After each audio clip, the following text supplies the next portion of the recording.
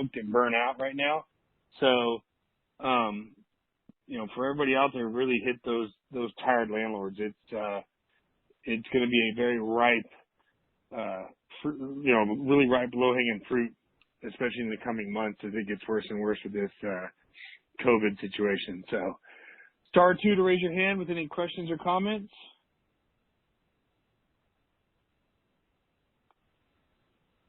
My folks in Washington, how you doing? Hey, good. How you doing, Mike? Good. Good. Good. Hey, I was going to ask you, I was talking to some wholesalers in Houston, and I was just curious if you guys, I think I've heard you guys talk, that Mitch has said he works with wholesalers, but are you guys working with, how do you work with wholesalers? Because one of the ones I talked to, I was asking him, what kind of discount they're providing, or what I was looking for, such as 60% and 70%. And he was kind of like, well, 60%, that's probably not. And 70%, we're finding them, but typically more 80%. And so of ARV, I was just wondering if you could run that same thing, or do you just tell them, this is what I want, and that's what you look for, and if you got it, you got it. You don't. I get on everybody's list. I get on every wholesaler's list out there, and I want to look at almost every deal that comes. A lot of times they're 80, 85, 90% deals, but sometimes they one comes out that's good. I probably buy 12 to 15 houses a year off of the wholesalers that are still good deals. They're out of town. They're, in an area people don't want. They miss square footage or make a mistake on something. I go look at it. I'm like, man, that house felt like it was 2,000 square feet, not 1,500 square feet, And so I still get a lot of deals through wholesalers, mostly catching their mistakes. Okay. Yeah. Good strategy. Okay. I had another question about houses, or rehabbing. Do you do anything with popcorn ceilings, or do you just leave them? On my more expensive homes where I know I'm going to be selling that house for, $250, $300, yes, I get rid of them. On the houses that are 180 and below, no, I don't get rid of them. Okay, yeah, just leave it. Yeah. Okay. And I was wondering I see there's a lot of, or some places there's a lot of post and beam type houses, and you can see it along the bottom edge of the house. Is that supposed to be exposed or left exposed, or does it just happen to be that way on some houses? Yeah, it's not supposed to be. All of them should be skirted all the way. Okay. Yeah. One other thing, do you guys use a marketing manager? I know you don't have a whole bunch of people on staff. No? Yeah, no, we don't. Okay. Yeah, that's all I had. All righty. Excellent. Let us know if there's anything else. All right. All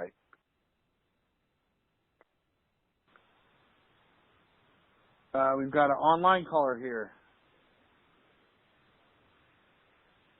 Hello. Can you hear me? Yes, sir. All right. This is Chad out of San Angelo, and I'm a newbie. Hey, how you doing? With you, man. I'm doing great. Just getting excited about this stuff. I'm looking at purchasing my first mobile home, and I just don't have any experience in mobile homes. It's a 2017 double wide 3.2, and he's asking $40,000 for it.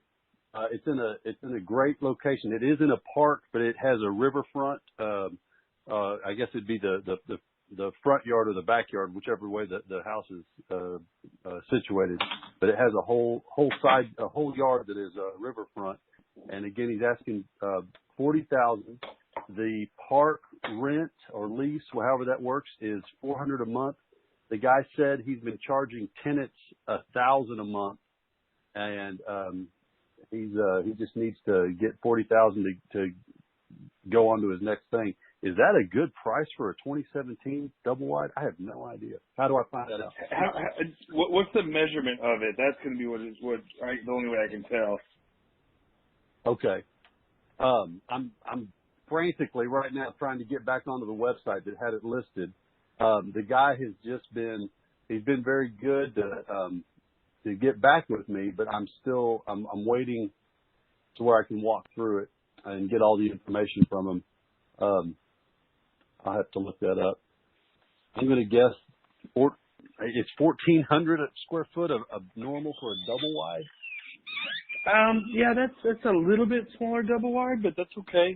It's okay. a 3.2, 1,400 square foot. Yes. Not bad at all. Okay. So that's a good price for that. I think that's a great price for that. The only thing you're going to want to make sure of is that lot rent's $400 a month, and he rents it for $1,000. You said? Yes. Okay.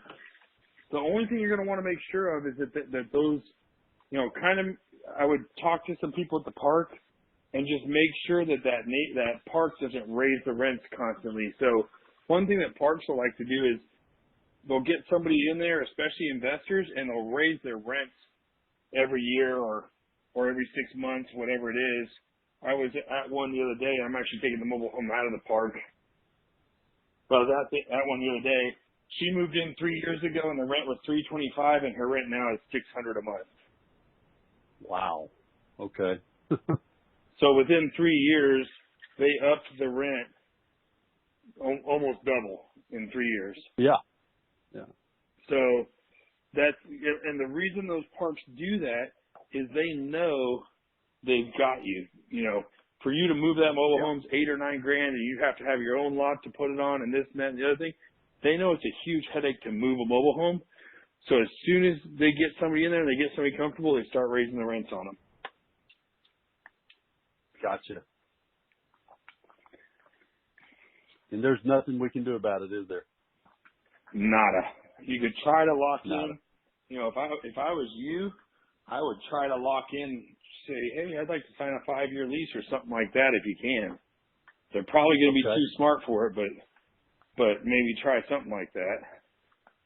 All right. I'll do that. Yeah.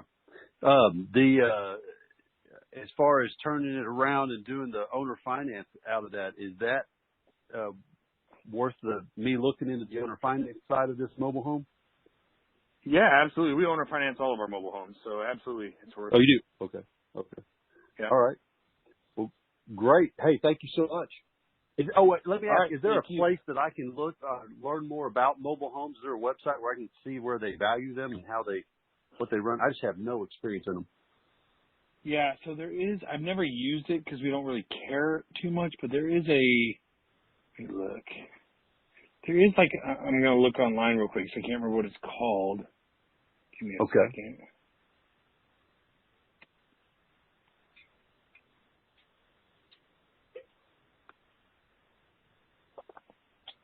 Okay, just Google Mobile Home Blue Book, just like Blue Book in a car. Got it. Mobile Home Blue Book. Okay. Yeah. Well, thank you so much. I appreciate it. All righty.